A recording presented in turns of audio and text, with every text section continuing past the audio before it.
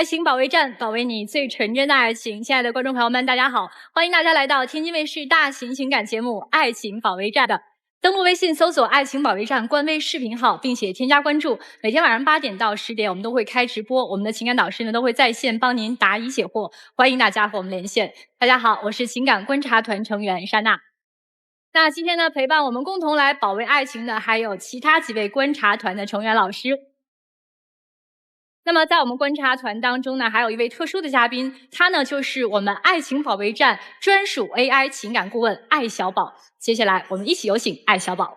大家好，我是愛情保衛戰專屬 AI 情感顧問艾小寶，用算法讀懂情緒，用邏輯拆解真心，只做客觀理性的情感分析官。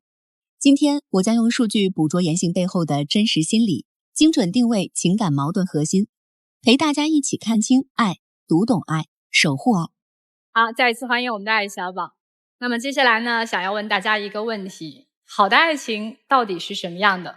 我想在每一個人心中都有不同的答案。那今天在我們即將上場要求助的這一組嘉賓當中，他們對愛情的理解又是怎樣的呢？我們一起來認識他們。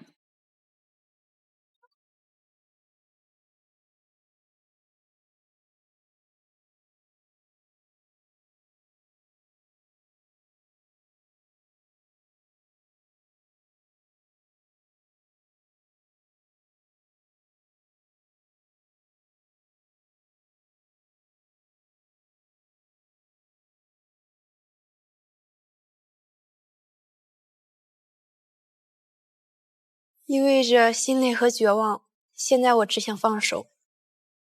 我知道我懦弱沒用，可我真的愛他，我不想放手。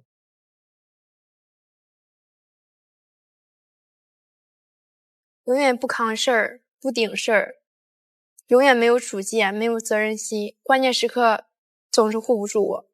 我怕做錯，怕衝突，他總是指責我沒用，可我也想改，但是我做不到。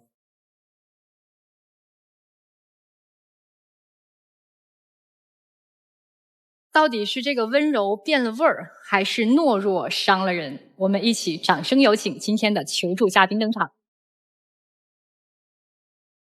王先生22歲，本科在讀；張女士22歲，本科在讀。歡迎你們，先跟我們說一下啊，就今天來到我們節目的核心訴求是什麼？我來這個節目呢，就是想要跟他分手。我無數次的跟你說過，我不求你大富大貴，也不求你多有本事，我就是想要一個有擔當、有事兒能扛的一個男朋友，但是他從來沒有做到過。那既然這樣，咱倆就不要浪費彼此的時間了，彼此放過吧。我不想和他分手，我真的很愛他，不能沒有他。你們怎麼認識的？我跟他認識呢，我倆是在大學的時候，他就開始追我，後來我倆在一起了，在一起的那半年感情特別的好，就很多人都羨慕我倆的感情。我在那個學生會工作，有時候忙的時候連飯都吃不上，他就會給我送飯。每當我忙完的時候，那個自習室已經沒有位置了，他就會幫我去提前占位兒。我就覺得他這個人特別的好，是一個很溫柔、很安靜的一個男孩子，跟我的性格很互補，我就覺得我找對了人。這麼好的開始，現在是遇到了什麼問題？因為他這個人吧，不會拒絕別人，他性子比較軟。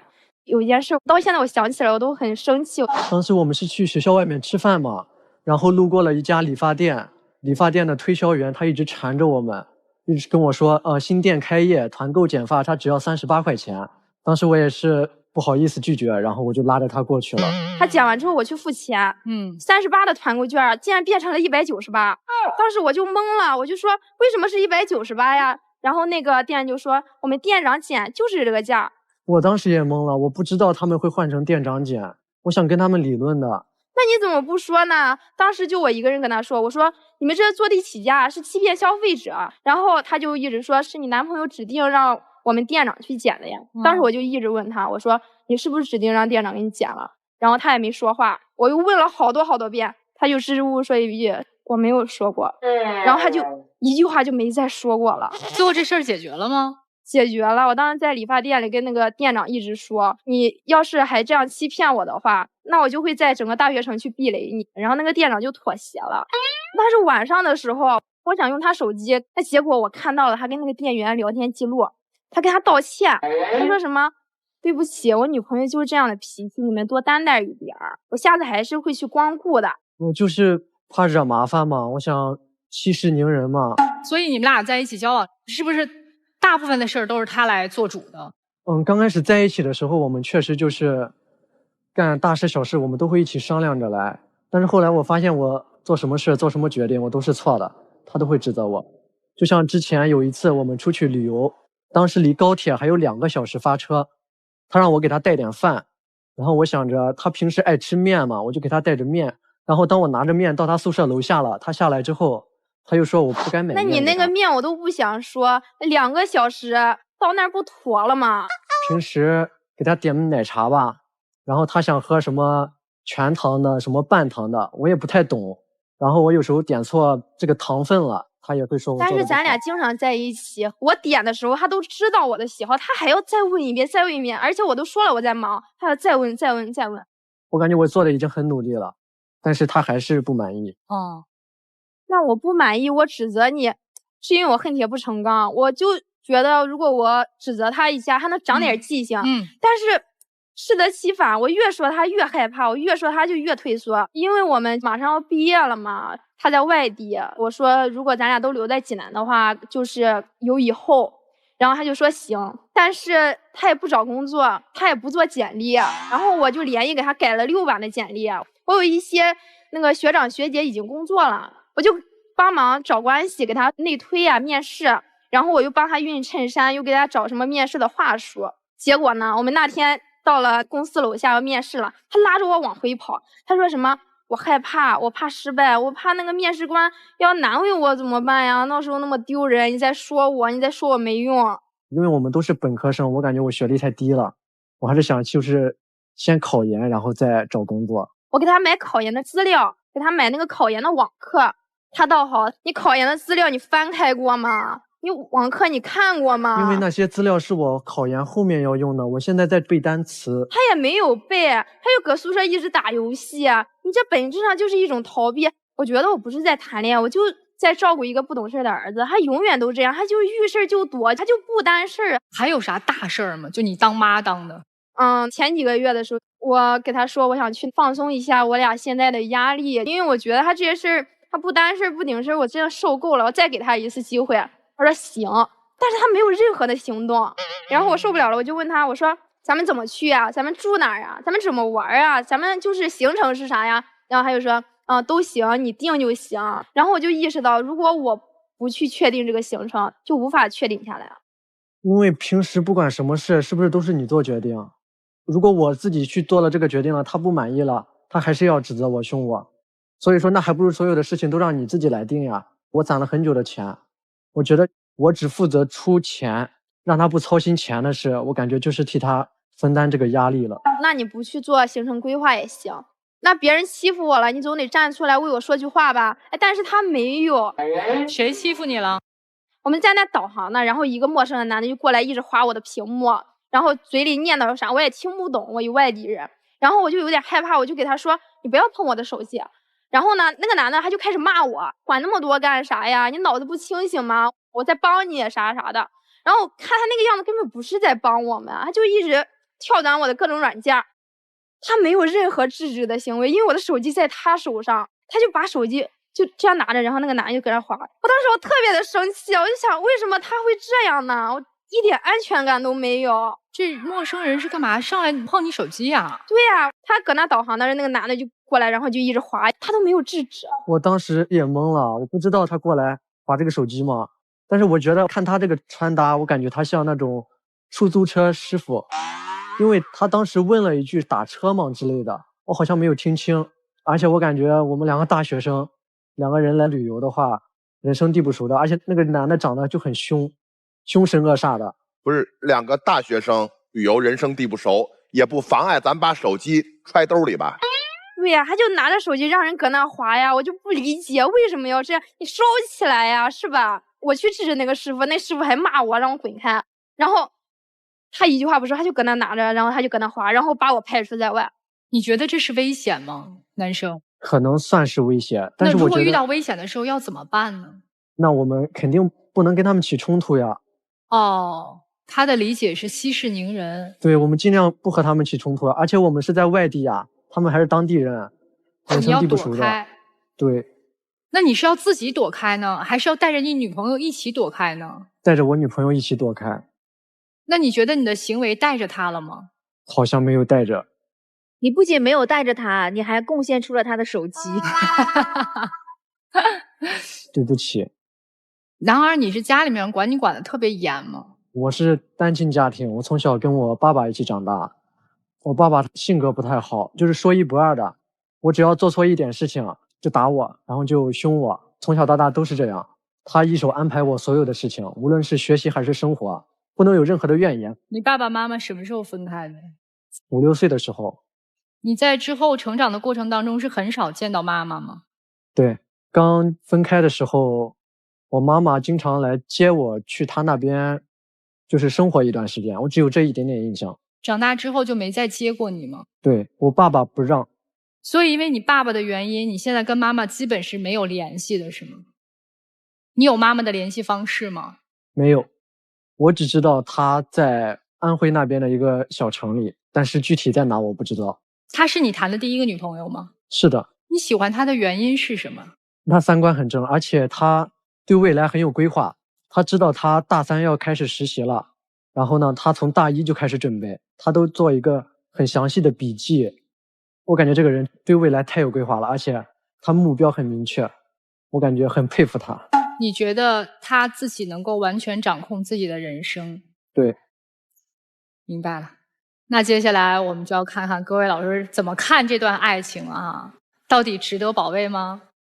首先他沒什麼錯，除了懦弱之外沒有錯，但是你要跟他在一塊兒的話，你也做好準備，恐怕會這種心會廢一輩子。而且他現在已經習慣性的依賴了，就是萬事問你，你是半糖是7分糖還是全糖，你是要小杯還是大杯，這是已經習慣性的詢問。他在你面前沒有習慣有自己的動機了，所以我不保衛了吧。好，人得學着自己長大。我肯定不保衛，因為連一個人身安全都不敢維護的這個愛情，其實是碰觸了我們的法律底線了。你們作為男女朋友是區別於普通朋友的，你們之間是親密的法律關係，雖然不及夫妻關係有這麼強的法律的權利和義務，但是作為男女朋友，當女朋友發生危險的時候，你有責任去幫她脫離威脅。如果你放任這種不安全的因素去發生的情況下，輕則承擔民事責任，重則有可能是放任的故意傷害，所以我肯定不能保衛。於老師保衛嗎？保衛，都是需要一個成長。我給你們時間，給時間是最多1年，因為你們兩個人現在在台上表現的都不是自己最有可能成為的更好的樣子。看着男孩子輕描淡寫，但我覺得你心裡想要表達的情緒，遠遠不是我們能夠預料得到的能量。我覺得他怕衝突，是因為很少有人給他撐過腰，凡事都問你，是因為他很害怕，如果他自作主張了，會不會失去你？但是姑娘，我很明顯的能夠預知到一點，你也絕對不會找一個凡事都替你拿主意的男朋友。所以兩個人之所以會相互吸引，一定是有它潛在的邏輯。但是因為我是一個女孩嘛，我肯定也會有脆弱的時候。沒錯，我覺得就在這段關係當中，你們誰都沒有特別真切的去表達過自己的需要。所以1年的時間去解決內心深處最不敢觸碰的東西，也許你會成長的比你現在要好一些。所以我保衛，但是我希望你們能夠明白，我保衛的意圖是什麼？是希望你們都成為更好的自己，而不是說在現在這段關係當中去消耗和不成長。不保衛，但是你們倆讓我想起了我的姥姥和姥爺。我姥姥就是那種特別能當家做主的那種，什麼事兒她都是出去，哎呀，她得說了算，然後家裡面所有的規劃呀，我姥爺都得聽她的，不聽她的就跟她一樣，就得數落了。我姥爺呢是那種老實人，是屬於下了雪的天，我們家住在胡同的最裡邊，只要下雪了，他能一直掃到馬路上，馬路都能掃出去2里地的那一種老实人。你跟我的姥爺差了一點，就是你不能撑起這個家。我們家20多口人都是我姥爺撐起來的，孩子你啥也不幹呢？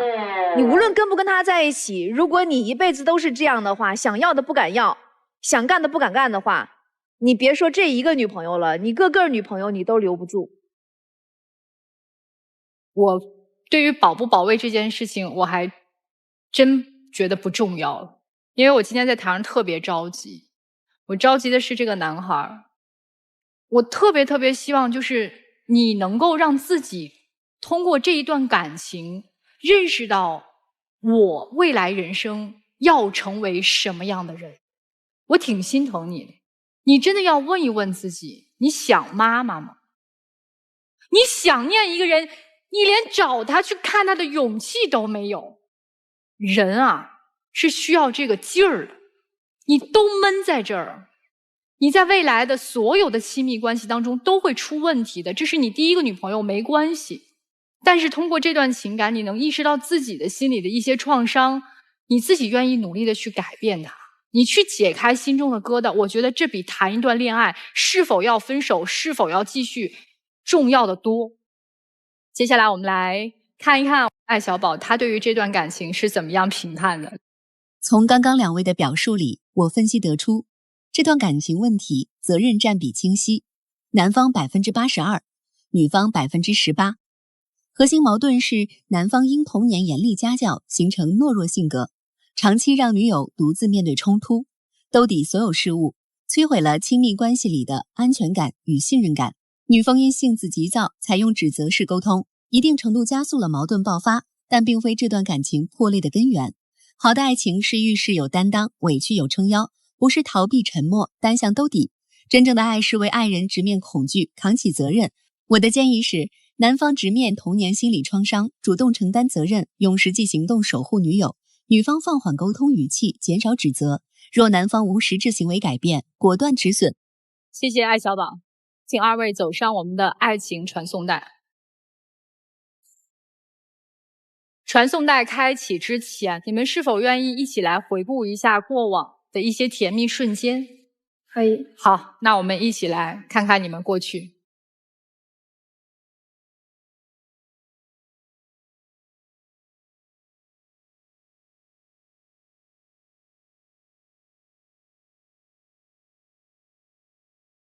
美好发生。对不起，我錯了，是我太懦弱了，我不該讓你。對不起，是我太懦弱了，是我讓你受了太多委屈，能再給我一次機會嗎？你能再大點聲嗎？對不起，是我太懦弱了，是我沒擔當，讓你受了太多委屈，能再給我一次機會嗎？我給過你無數次機會了。但是我想要一個有擔當、有主見的一個男朋友，但是你從來沒有做到過。我們不要浪費彼此的時間了。再給我一次機會好嗎？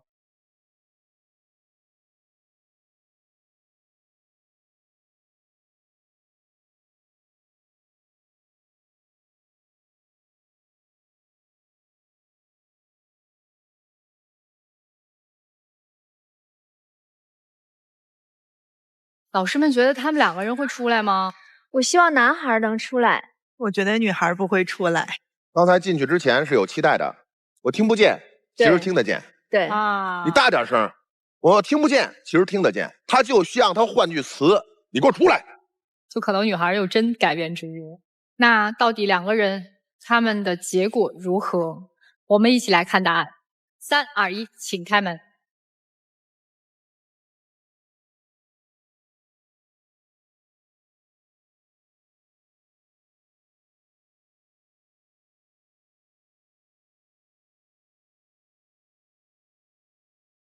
我今天來這個節目就是想和他復合的，但是我沒有做到。我感覺我配不上他，我讓他受了太多委屈，我感覺我不是一個合格的男朋友。你剛才為什麼要走出來？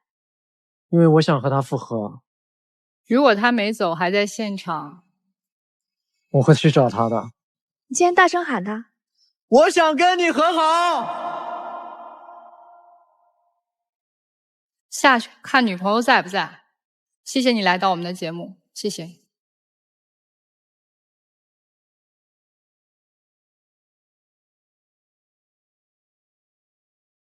希望我們先都成為更好的那個人，才能遇到更好的愛情。接下來我們要認識下一組求助嘉賓，他們遇到了怎樣的情感困惑呢？我們一起來看一下。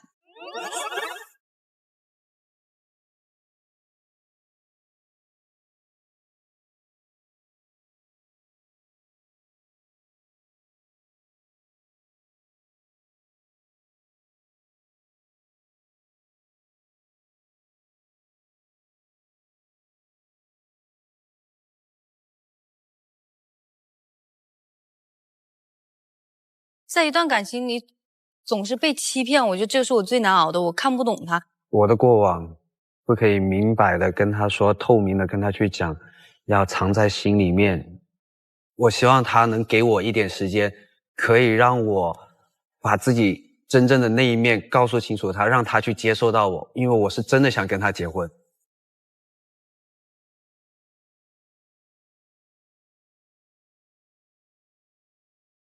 他們兩個人的感情到底何去何從？接下來，掌聲有請我們的求助嘉賓登場，歡迎他們。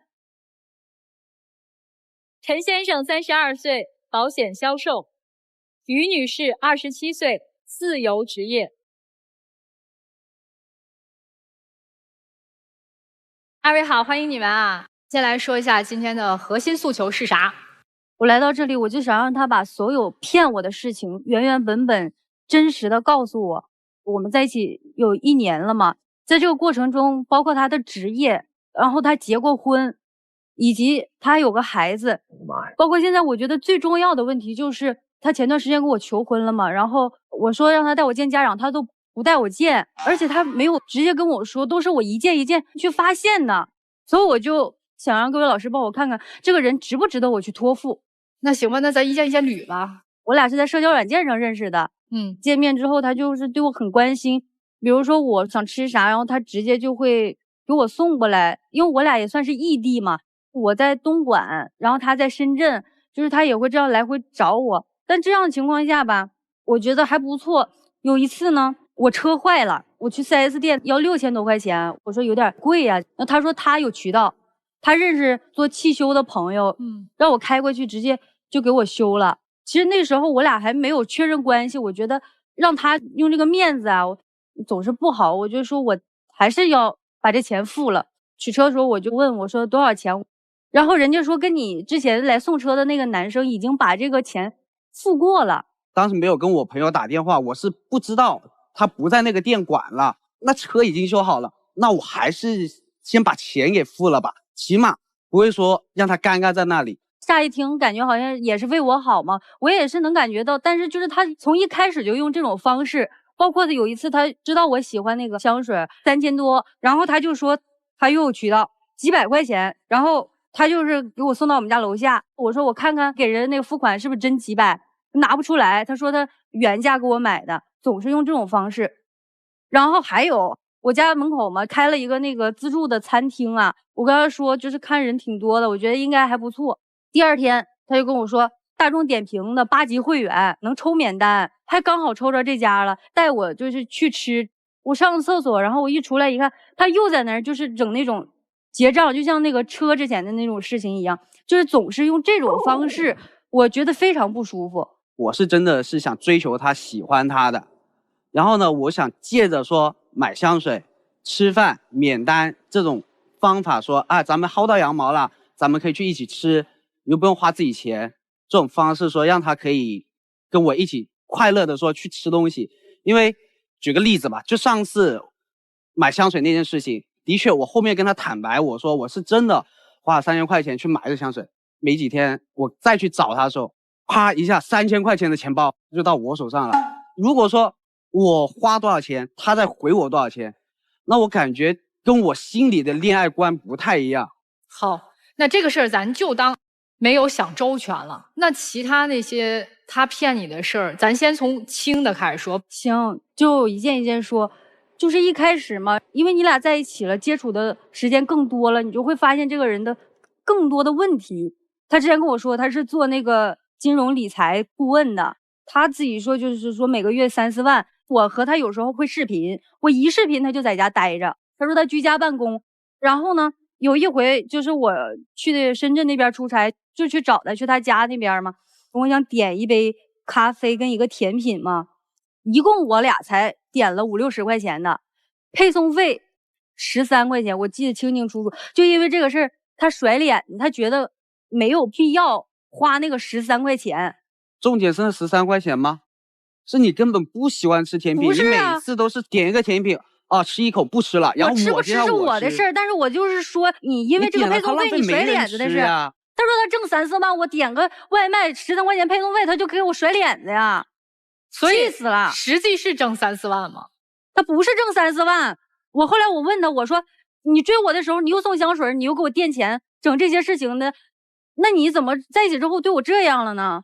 然後他就說他讓公司給裁員了，那段時間就是屬於失業了，沒錢了，所以才沒給我花的，是不是？首先我想先說一個東西啊，我覺得作為男生我會選擇包裝我自己，因為我當時跟他說的是金融顧問，因為保險銷售的金融顧問，我感覺這個詞是可能金融顧問會他根本就不是什麼金融顧問，我跟你說，為了包裝他自己，他跟我說他認識很多高端的客戶，因为我是做短視頻的嘛，然後他就說他認識那些高端客戶，就有做投資的，他們對這種東西都很感興趣，他可以跟人家聊聊，給我定制個什麼女1號啥的。從那個事兒到今天為止，他都沒有再提過。問過呀，別人不勒我有什麼辦法？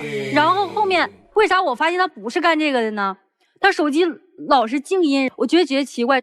然後我就說你跟我說實話，你這麼奇怪是咋回事？然後他就跟我說他是普通的那種保險銷售，而且是不坐班的那種，所以工作和收入都是瞎說。是他工作這個事吧，我倒是覺得不是完全接受不了。最重要的點就是他離過婚，這個事兒並沒有在我倆談戀愛之前他跟我說，是我倆就是都確定了，我說就是處不談嘛。然後也是我出差，就是去到深圳的時候，我倆吃飯呢，突然就是挺輕描淡寫的說我結過婚，當時我就走了，直接就回東莞了。這個事我真接受不了，當時我的想法我必須分手了。然後他就追去了，他說他在我家樓下呢，我說你在我家樓下沒用，我不會去見你的。他就一直在那等着他吃苦肉計。等了多長時間？就第二天他還在那坐着呢，他停車就在那樓下，他就在那樓下待一宿。然後我還是見了，然後我就問他結婚多長時間，還有沒有聯繫了，有沒有小孩，他都說沒有。然後他就老找我，他說讓我給他一個機會表現。他說他雖然離過婚，但是他可能通過這段婚姻更知道什麼東西比較重要啊，他可能會做的比別人更用心，什麼事情會對我更好，就給我這樣一些保證嗎？這大餅畫的呀，哎好，然後心軟了。對，然後我就說再給你一次機會，你就不要再騙我了。然後他還騙我，就是孩子這個事情他沒有跟我說，也是我發現的。因為自從有了他說他離婚的這個事情之後吧，我就總是對他前妻很好奇。然後有一次我在他抖音私密作品裡面，我看見3個視頻，那個女的我不認識，但我的第六感就是絕對是他前妻。然後有一個作品裡是他們一家的合照，他跟一個小孩還有那個他前妻。這個事情首先我是真的是忘了這個視頻的存在，包括我也跟你解釋過那個孩子的事情很多次，真的不是我的孩子啊。那個小孩很小，他老說那個不是他的孩子，他說是他前妻跟別人的孩子，但是那個小孩很小，你知道嗎？他抱着他那個照片就像剛出生的那種，你剛出生的以及你倆結婚那個時間怎麼可能是別人的孩子？我就是不相信這個事。用現在的話來講，那個時候的我就是個接盤俠。什麼意思？那個時候呢，我跟他是異地的，幾個月才能見一次。知道她懷孕的時候，我自己都是懵的。但是當她沒有任何人管，她父母也不管她，她的前男友也不管她的時候，她來找到我，我去跟她相處，培養出感情了，那我就願意自己去做那個接盤俠了。說白了就是冤大頭。不对，你这逻輯不对。你的前妻，她还是你女朋友的时候，对，她跟别人好了，对，你都知道她怀孕了，你为什么还娶她呢？因为那个时候她已经跟她的前男友已经分了，她不愿意打掉孩子。什么前男友？哪有前男友？你就是她当时的男朋友，她上哪有前男友呢？撒谎多累呀！你得靠多少个谎去圆前一个谎呀？你没发现你越说越乱套吗？我还有最重要的一个点，我还没说呢。啥呀？还有啊，过年的时候我父母来这边看我嘛，他就是也跟我一起開車去接的嘛。然後就帶他們在這邊轉了轉。前段時間他跟我求婚嘛，我說那我也去你家溜達溜達看看呀啥的。他就是總是說不方便吶，沒空啊，時機不對呀。就我因為之前的所有事情，我就是不相信他說的所有的話。但是我好像我已經陷在裡面了，就是我就是想要個明白。你都跟我求婚了，你還不帶我見家長，到底是為啥？你還有什麼事情瞞着我？我要是不想跟你有一個什麼結果，我也不會花這麼久的時間去跟你相處。一個謊言接一個謊言的，我怎麼敢跟你往以後走？你這不是在耽誤我時間嗎？你能有點責任心跟我說實話嗎？為什麼不帶我見家長？我6年沒回過家了。就算我在深圳，我父母在深圳，我6年沒回過家了。我跟他們關係並沒有你想象中那麼好。我帶你回去給他們看臉色，然後你更不開心了，把事情越弄越糟。我也不知道你說哪句話哪句真哪句假，我感覺你這個態度。這個結論您還沒有嗎？原生家庭有重大問題，這個結論可以嗎？那有啥不能跟我說明白呢？他有好奇心，他想用自己的終生幸福去解謎。你就是想弄清這些真相是吧？對，我就希望。然後你想知道要不要嫁是嗎？我就希望他還有什麼是沒跟我說的，然後還有哪個所有事情真的假的，我起碼真的假的重要嗎？我覺得重要。真相重要嗎？他一次一次騙了你，這是真相。你為啥要騙我呢？這是真相。我的天！因為他就是個騙子。可是我投入的感情是真的，我覺得我的體驗也是真的。他一直堅信自己體驗到的愛和這段感情都是真的，所以他不甘心，折磨成這樣，欺騙成這樣的愛情，還值得保衛嗎？來吧，交給各位老師。我問一下啊，於女士，你還想知道到底他跟他爸爸媽媽有什麼問題嗎？其實我想知道的。哎，你還有好奇心，你還想知道他為什麼會騙你嗎？想知道啊。那我認為我要保護你的愛情。你從27歲開始，拿自己最寶貴的青春走入這段婚姻，用你最寶貴的青春去尋找答案吧。到你37歲那年，然後你發現答案，天哪，如此不堪，我終於被他騙煩了。那天再後悔，好好解謎，拿你所有的幸福，然後再跟他一起養一個特別可愛的寶寶。養了寶寶之後，你就會換個問題，他為什麼騙我和寶寶？繼續找下一個答案，好吧？這個東西怎麼能夠去保衛呢？男孩從剛開始隱瞞自己工作的狀態，然後包括吃飯，就這麼一點小事兒啊，都得繞着圈子去欺騙。但是這個事情，我們看來是一種謊言，是一種欺騙，但是從男生的身上，他看不到，他不認為這是一種欺騙，他認為這是一種包裝。他在婚前的這樣子的瑣事兒，點點滴滴的事情都在欺騙。你能夠去保證他婚後不欺騙嗎？我是一個離婚律師，我見過那麼多的婚姻。你現在在婚前懷疑的種子就已經種下，這個種子一旦種下，它就會生根發芽，長成參天大樹。你們婚姻幸福的根基已經被破壞了。兩個人結合，最起碼的是要信任。你在婚後，就是因為他婚前的這樣子的懷疑的種子種下了之後，你就會變成一個怨婦，天天都在探索他的行程，就是一個貓捉老鼠的這樣子的一個遊戲。你願意這樣子承擔這樣的生活嗎？我不願意。清醒點吧，好吧，千萬不要戀愛腦上頭。所以作為一個律師，一個理性腦思考的一個職業，我堅決不保溫。我保衛好的姻緣，前提是好的。這個事兒吧，就特別像密室逃脫。整個這個事情的邏輯如此清晰地擺在眼前，他一個又一個的謊言被戳破了。我們一直質疑的是，為什麼你還留在這兒？很多人極其熱愛密室逃脫這個遊戲，為什麼？當那個陰暗的燈光非常逼仄的那個空間，後面的大門緩緩“咣”的一聲關上的那一刻，裡邊的人是興奮的。他興奮於在有限的時間之內去破解一個又一個的難題。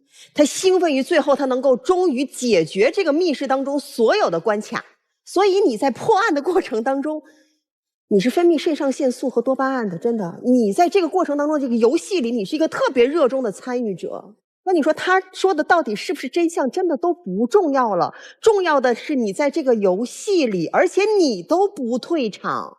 所以真相重要嗎？在你們的關係當中，真相從來都不是重要的事兒，是他給你設置的這個遊戲，你玩的還挺好。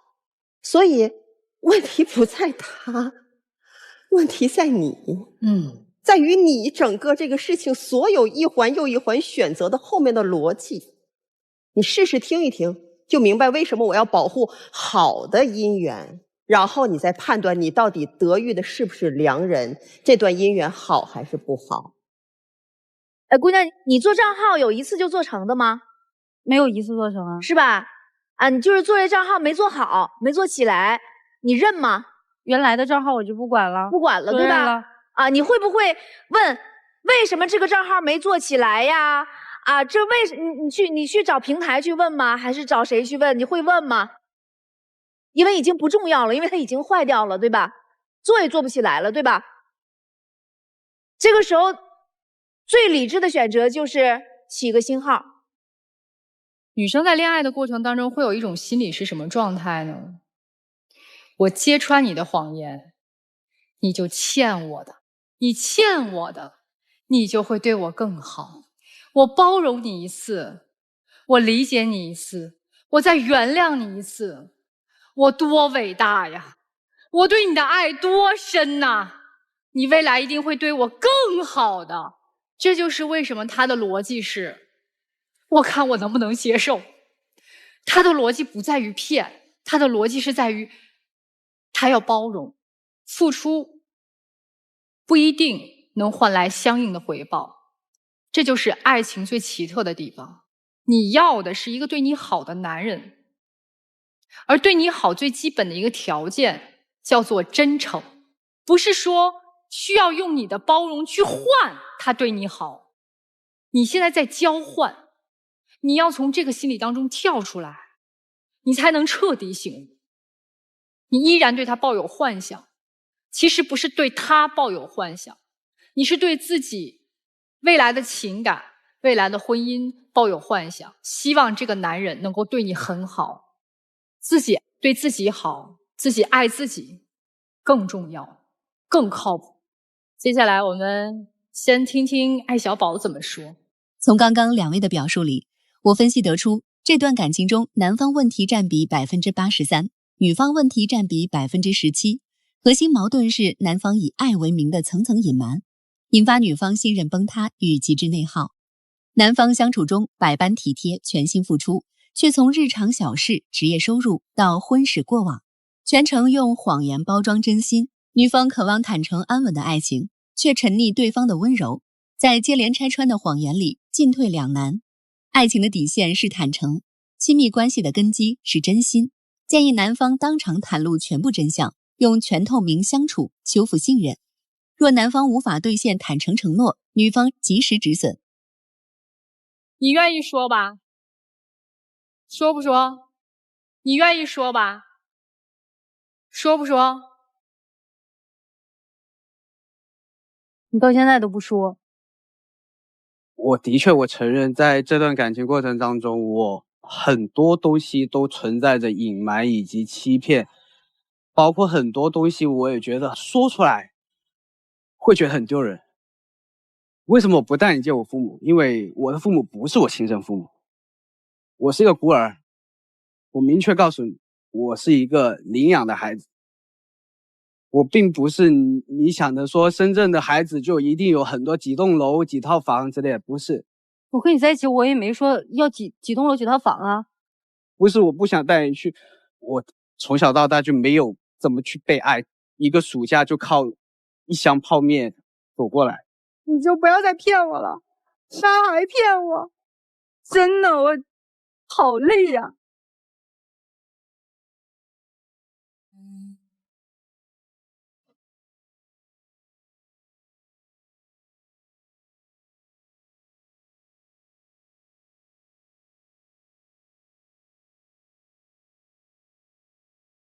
我没有欺骗，我需要一点面子，我要保護好我自己。我承認，我從小到大的確是愛撒謊，只有在撒謊過程當中，我才覺得我不會被人去受傷害。但是我每一次的謊言並不是想去害誰，我只是單純想跟你在一起，讓你在你心中我沒有那麼差勁。僅限於此而已，僅限於此而已，僅限於此而已。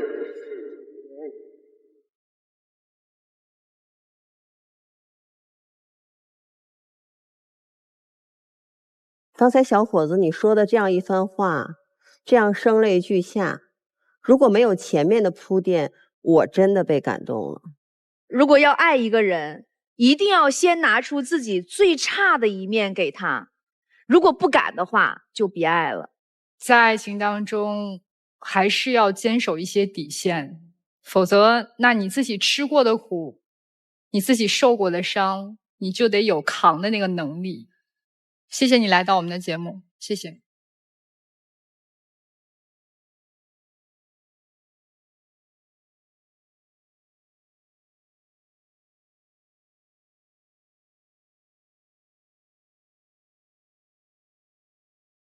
你看他撒了那麼多的謊，到最後痛哭流涕的講出他的身世的時候，反而好像大家都開始質疑了。這不就是典型的狼來了的故事嗎？所以在愛情當中，真誠的面對你愛的人，其實也是真誠的面對你自己。登錄微信搜索愛情保衛戰官微視頻號，並且呢添加關注，每天晚上8點到10點我們都會開直播，我們的情感導師都會在線幫您答疑解惑，歡迎大家和我們連線。有情感困惑的觀眾朋友們，登錄微信搜索愛情保衛戰官微視頻號和公眾聯繫，記着我們不收取任何的報名費，小心背書。愛情保衛戰，保衛你最純真的愛情，我們下期再見。